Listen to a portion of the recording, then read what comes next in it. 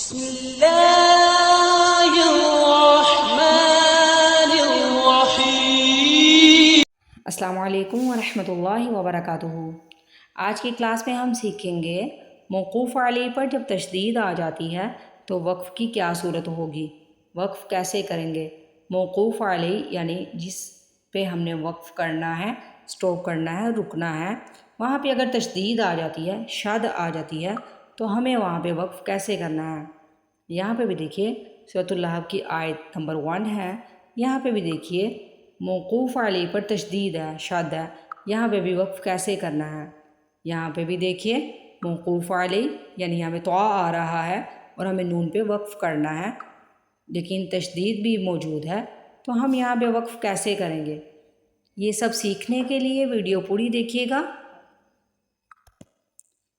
پچھلی 2 کلاسز ہماری وقف کی ہو چکی ہیں، وہاں پہ ہم نے وقف کے قاعدے سیکھے تھے، وقف کی اقسام سیکھی تھی۔ وقف کو اچھے طریقے سے سمجھنے کے لیے آپ میری پچھلی کلاسز وقف کے قاعدے، وقف کی اقسام دیکھ سکتے ہیں۔ آج کی کلاس میں ہم نے صرف تشدید کے بارے میں پڑھنا ہے۔ موقوف علیہ پر جب تشدید آ جاتی ہے تو ہمیں وقف کیسے کرنا ہے۔ سب سے پہلے تو آپ یہاں پہ یہ جان لیجئے وقف کہتے کس کو ہیں۔ وقف کا مطلب ہے ٹھہرنا، رک جانا۔ وقف کا لغوی معنی ہے ٹھہرنا یا رکنا، ٹھہر جانا، رک جانا، سٹاپ ہو جانا۔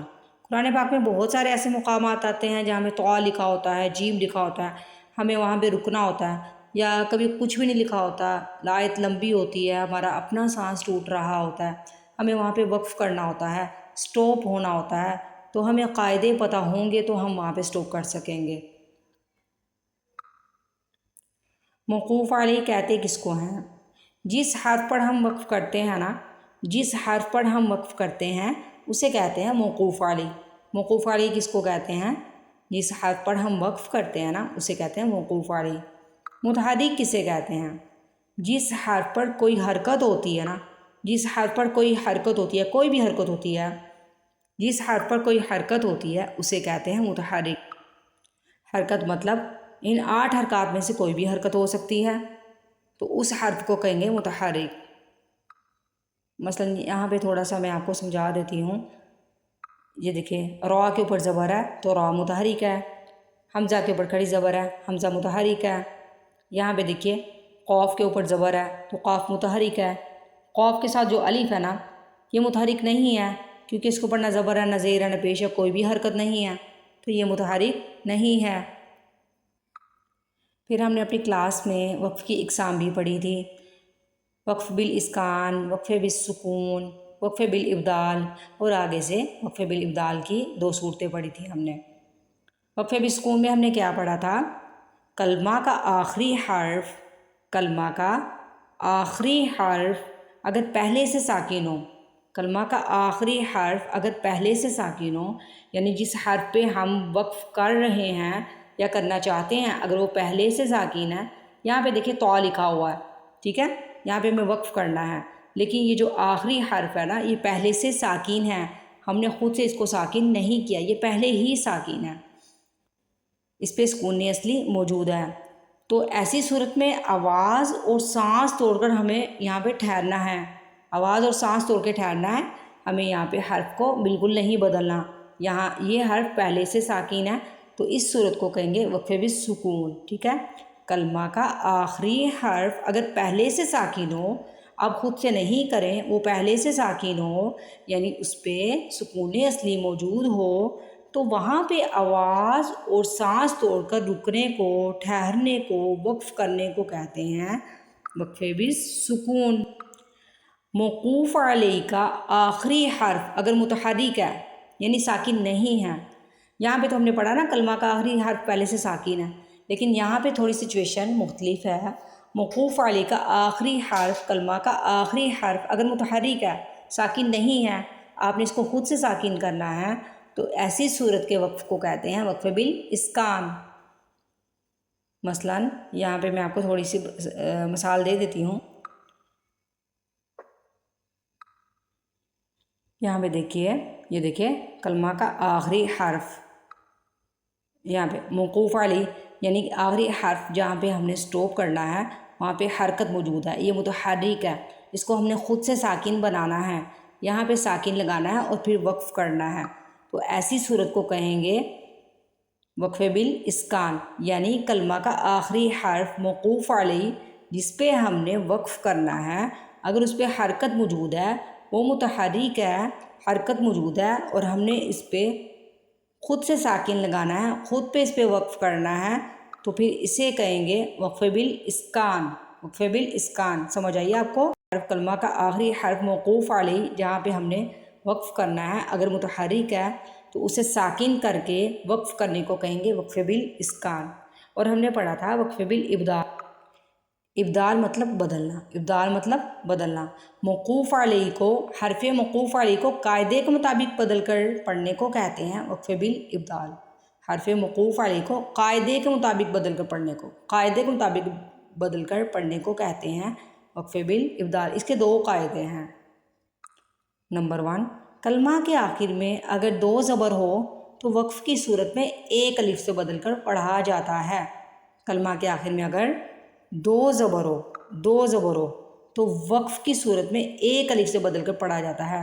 مثلا یہ ہے نا افواجن، تو ہم جب یہاں پہ وقف کریں گے تو اس کو ایسے پڑھیں گے افواج، افواج، ایک زبر ہم نے ہٹا دیا، اس کے ساتھ الف رہ گیا، ایک الف سے بدل کر ہم نے پڑھا ہے نا اس کو افواج۔ یہ تو ہوگی وقف بالابدال کی پہلی صورت۔ دوسری صورت یہ تھی اگر کلمہ کے آخر میں گول تا ہو، اگر کلمہ کے آخر میں گول تا ہو تو اسے ہائے ساکنہ سے بدل کر پڑھیں گے۔ اگر کلمہ کے آخر میں گول تا آ جائے تو اسے ہائے ساکنہ سے بدل کر پڑھیں گے، اسے کہتے ہیں وقف بالابدال کی دوسری قسم۔ ٹھیک ہے، یہ سب تو ہم نے پڑھا تھا اپنی پچھلی کلاسز میں، اپنی 2 پچھلی کلاسز میں ہم نے پڑھا ہے وقف کے قاعدے، وقف کی اقسام، ہم نے یہ سارا وہاں پہ کلیئر کیا ہے۔ اگر آپ نے میری وہ ویڈیوز نہیں دیکھی تو پلیز آپ ڈسکرپشن میں جا کے بھی لنک لے سکتے ہیں اور چینل پہ جا کے بھی آپ ویڈیوز نکال سکتے ہیں۔ آج کا ہمارا ٹاپک ہے تشدید کے بارے میں۔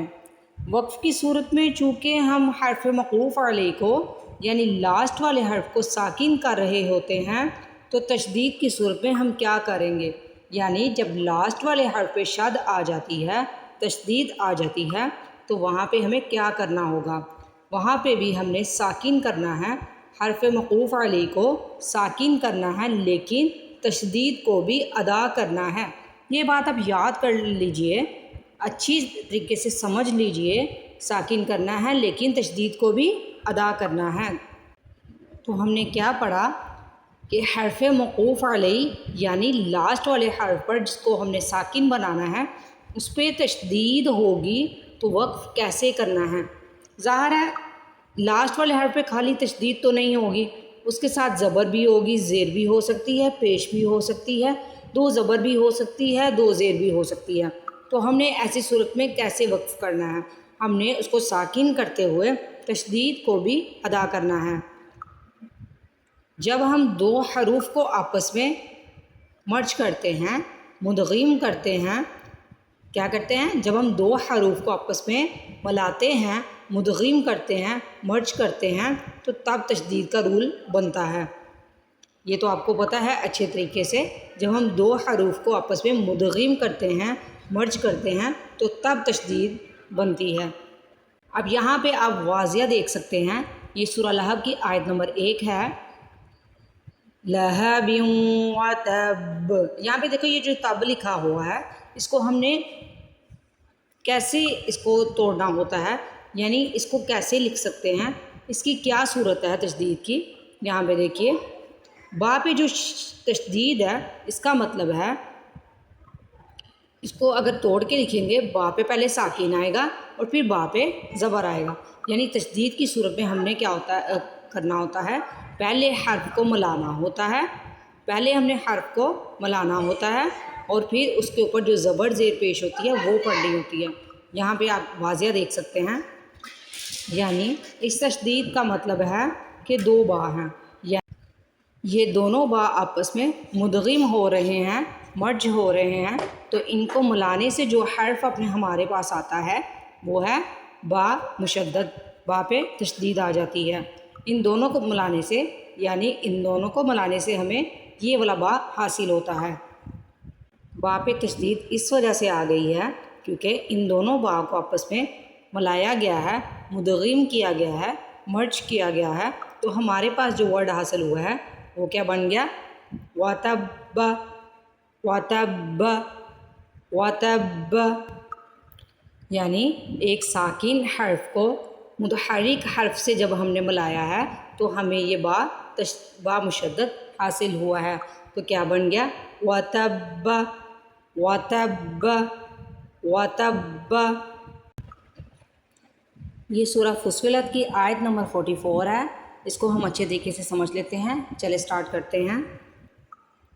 اعوذ باللہ من الشیطان الرجیم، بسم اللہ الرحمن الرحیم۔ وَلَوْ جَعَلْنَاهُ قُرْآنًا أَعْجَمِيًّا لَقَالُوا لَوْلَا فُصِّلَتْ آیَاتُهُ۔ یہاں پہ ہم نے کیا کیا ہے؟ یہاں پہ ہم نے وقف کر لیا ہے۔ کیوں وقف کیا ہے؟ یہاں پہ وقف موجود ہے، طوا ہے، یہاں پہ وقف مطلق موجود ہے۔ طوا جو ہے وہ وقف مطلق ہے، تو یہاں پہ ہم نے کیا کیا ہے؟ یہاں پہ ہم نے ایسے نہیں پڑھا آیاتہ، ہو نہیں پڑھا، ہم نے یہاں پہ ہا کو ساکن بنا دیا۔ تو جب کوئی لاسٹ والا حرف یعنی حرف موقوف علیہ جس پہ ہم نے وقف کرنا ہوتا ہے اس پہ ساکن موجود، اس پہ حرکت موجود ہوتی ہے، وہ متحرک ہوتا ہے، تو ہم نے اس کو خود سے ساکن کرنا ہوتا ہے، تو اس وقف کو کیا کہتے ہیں؟ وقف بالاسکان۔ یعنی یہاں پہ پہلے سے وقف موجود نہیں تھا، ہم نے خود سے بنایا ہے، یہ متحرک تھا، ہا متحرک تھا، ہم نے خود سے یہاں پہ ساکن لگایا ہے، تو یہ ہے وقف بالاسکان۔ چلیں آگے چلتے ہیں۔ اعجمی وعربی، اعجمی وعربی۔ اب سوال یہ پیدا ہوتا ہے، یہاں پہ یا پہ ہم نے جو وقف کیا ہے وہ وقف کیسے کیا ہے؟ یا کے اوپر تشدید بھی موجود ہے اور دو پیش بھی موجود ہے۔ تو سب سے پہلے اب یہ سمجھ لیجئے یہاں پہ وقف کی صورت کیا ہے، ہم نے وقف کرنا کیسے ہے۔ اب یہاں پہ چونکہ ہم نے وقف کرنا ہے تو یہاں پہ ہم نے ساکن بھی کرنا ہے اور تشدید کو بھی ادا کرنا ہے۔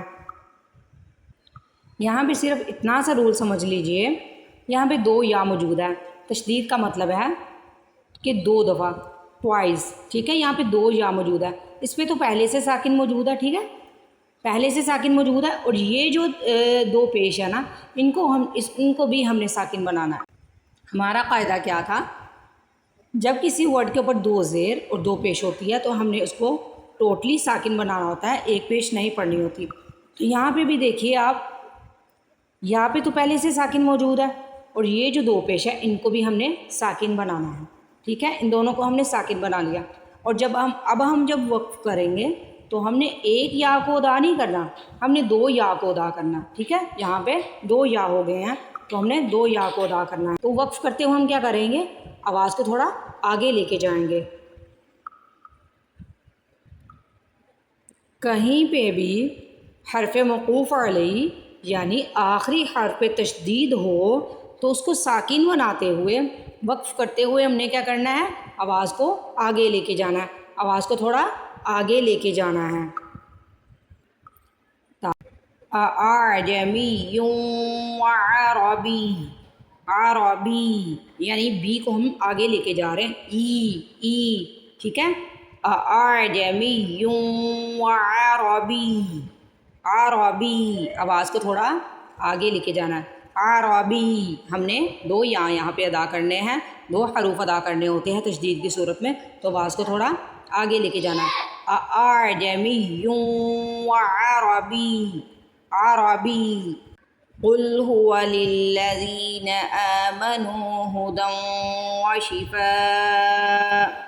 اب یہاں پہ رک گئے، یہاں پہ بھی ہم نے دو پیش کو ساکن بنا دیا، کیوں؟ کیونکہ یہاں پہ طوا ہے، وقف مطلق ہے، تو ہم نے کیا کیا؟ یہاں پہ دو پیش کو ساکن بنا دیا۔ دو پیش کا یہ قاعدہ ہے نا، دو پیش ہو دو زیر ہو تو اس کو ٹوٹلی ساکن بنانا ہوتا ہے۔ والذین لا یؤمنون فی آذانہم، یہاں پہ وقف بالکل موجود نہیں تھا، خود سے میرا اپنا سانس ٹوٹنے کی وجہ سے یہاں پہ وقف ہو گیا ہے۔ تو ایک بات یاد رکھیے، قرآن پاک میں جو وقف ہوتا ہے وہ لفظی اور معنوی طور پہ ہوتا ہے، اس کا تعلق لفظی اور معنوی اعتبار سے ہوتا ہے۔ تو ہم پھر ادا کریں گے، لا یؤمنون فی آذانہم وقر وہو علیہم عمی۔ اب یہاں پہ دیکھیے، یہاں پہ دو زبر ہیں لیکن دو زبر کے ساتھ الف نہیں ہے، تو میں نے اس کو پڑھا عمی۔ یہاں پہ الف نہیں ہے لیکن یا مقصورہ ہے، اس کو کہتے ہیں یا مقصورہ، لیکن یا مقصورہ موجود ہے۔ یا مقصورہ کی آواز کیا ہوتی ہے؟ آ کی۔ حرف موقوف ہمارا یہاں پہ آخری حرف جو ہے جہاں پہ ہم وقف کر رہے ہیں وہ ہے یا، تو ہم اس کو پڑھیں گے عمی عمی۔ اولئک ینادون من مکان بعید۔ یہ دیکھیے سورہ طٰہٰ کی آیت نمبر 95 ہے، اس کو دیکھ لیجئے۔ قال فما خطبك یا سامری یا سامری۔ یہاں پہ دیکھیں یا کے اوپر تشدید آ رہی ہے اور ہمیں یہاں پہ وقف بھی کرنا ہے، تو ہم نے کیا کرنا ہے، جیسا کہ میں نے آپ کو پہلے سمجھایا کہ جب کسی حرف پہ تشدید ہوتی ہے تو وہ ٹوائز ہوتا ہے، یعنی دو دفعہ ہوتا ہے۔ اس کا مطلب ہے ایک یا ساکین ہے اور دوسرا یا متحرک ہے، یعنی ایک پہ ساکین ہے اور دوسرے پہ پیش موجود ہے۔ اس لفظ کا یہ مطلب ہے، ٹھیک ہے۔ تو یہاں پہ دونوں یا جو ہے وہ مرج ہو رہے ہیں، مدغم ہو رہے ہیں، تو ہم نے کیا کرنا ہے، ان دونوں کو مدغم کرنے سے جو ورڈ حاصل ہوتا ہے وہ یہ بنا ہے۔ تو یہاں پہ یا ساکن تو پہلے سے ہی ہے، جو دوسرا یا ہے اس پہ پیش موجود ہے۔ جب اس کو ہم نے توڑ کے دیکھا ہے تو ایک پہ ساکن ہے، ایک پہ پیش ہے، دوسرے پہ جو حرکت موجود ہے پیش ہے، اس کو بھی ہم وقف کی صورت میں کیا کرتے ہیں، زبر زیر پیش کو ہم کیا کرتے ہیں، ساکن بناتے ہیں۔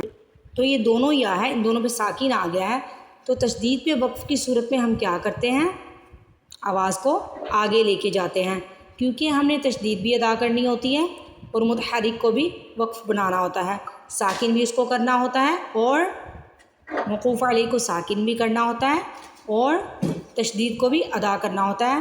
تشدید کی صورت میں ہم کیا کہتے ہیں، آواز کو تھوڑا آگے لے کے جاتے ہیں۔ قال فما خطبك یا سامری یا سامری یا سامری۔ چلتے ہیں ایک اور مثال کی طرف۔ قال ہی عصای عصای۔ یہاں پہ دیکھیے یہ جو ہے یہ یائے متکلم ہے، یہ کیا ہے، یائے متکلم ہے، اور یہ جو جیم ہے یہ کون سا وقف ہے، وقف جائز ہے، اس پہ ہم رک بھی سکتے ہیں اور نہیں بھی رک سکتے۔ جیسے ہم آیت الکرسی پڑھتے ہیں اس میں آتا ہے اللہ لا الہ الا هو الحی القیوم۔ اول پہ جو ہوا کے آگے جو وقف آتا ہے وہ جیم والا ہوتا ہے، یعنی وقف جائز ہے، وہاں پہ ہم رک بھی سکتے ہیں اور نہیں بھی رک سکتے ہیں۔ جب وہاں پہ وقف کر لیتے ہیں تو اگلے والا جو ورڈ ہوتا ہے اس کو پڑھتے ہیں الحی القیوم، لیکن اگر ہم وقف نہیں کرتے تو پھر ہم اس کو هو الحی القیوم پڑھ لیتے ہیں، کیونکہ جیم پہ رکنا نہ رکنا دونوں ٹھیک ہے، وقف جائز ہے۔ یہ سے جیم جو ہے نا یہ پوز کے اندر آتا ہے، وقوف کے اندر آتا ہے، وقوف کے جو سائن ہیں ان کے اندر آتا ہے یہ۔ اب یہاں پہ دیکھیے، یہاں پہ ہم نے جب وقف کرنا ہے نا تو ہم نے وقف بھی کرنا ہے تو یا کو بھی ادا کرنا ہے، ٹھیک ہے۔ تو اس پہ وقف کیسے ہوگا، یہاں پہ جب ہم ساکن لگائیں گے تو یا کو کیسے ادا کریں گے، قال ہی عصای، جو یو کی آواز آ رہی ہے یہ یا کی آواز ہے، ٹھیک ہے، یا کو بھی ادا کرنا ہے اور وقف بھی کرنا ہے، قال ہی عصای۔ لیکن یہ صرف وقف کی صورت میں ہے، اگر ہم یہاں پہ وقف نہیں کر رہے تو پھر ہم نے کیا کرنا ہے، یا کے اوپر جو زبر ہے اس کو پڑھنا ہے، قال ہی عصای اتوکأ علیہا واہش۔ جب تشدید ہوتی ہے آخری والے حرف پہ تو اس صورت میں ہم نے آواز کو آگے لے کے جانا ہوتا ہے. ہمارا یہی ٹاپک ہے آج کا. تو آہوش پہ میرا سانس ٹوٹ گیا تو اس کو کیسے ادا کریں گے؟ اتوکئ علیہ وأہش. وأہش شین کی آواز جو ہے تھوڑی آگے جا رہی ہے. اتوکئ علیہ وأہش. ٹھیک ہے، اس کو ایسے نہیں پڑھنا وأہش، ایسے نہیں، شین کی آواز تھوڑی آگے جائے گی کیونکہ شین پہ تشدید ہے. وأہش. اگر یہاں پہ ہم وقف نہیں کر رہے یا پہ تو ہم کیا کریں گے؟ وصل کی صورت میں ہم اس کو ساتھ لے کے چلیں گے. ٹھیک ہے، وقف نہیں کر رہے، وصل کی صورت میں ہم اس کو ساتھ لے کے چلیں گے. قال هي عصاي اتوکئ علیہا وأہش. یہاں پہ وقف موجود نہیں تھا، میرا اپنا سانس ٹوٹا ہے تو آواز کو ہم کیوں آگے لے کے گئے ہیں؟ ایک تو یہاں پہ تشدید موجود ہے، دوسرا تشدید کی صورت میں کیا ہوتا ہے؟ ایک تو تشدید کا مطلب ہے ایک شین پہ ساکن ہے اور دوسرے شین پہ پیش ہے، یہی مطلب ہے نا، یعنی دو حروف آپس میں مرج ہو رہے ہیں. ساکن والے کو ہم نے ساکن رہنے دیا اور پیش والے کو بھی ہم نے ساکن کر دیا تو دو شین بن گئے. تو ہم بس اب یہ بھی یاد رکھیں اس کے ساتھ ساتھ کہ آواز کو تھوڑا آگے لے کے جانا. دو شین ادا کرنے ہیں ہم نے یہاں پہ، تو دو شین، دو حروف آپس میں مرج ہو رہے ہیں، مدغم ہو رہے ہیں. وأہش. قال هي عصاي اتوکئ علیہا وأہش. شین کی آواز کو آگے لے کے گئے، یہاں پہ تشدید موجود تھا. وأہش بها على غنمی ولی فیہا مآرب اخرى.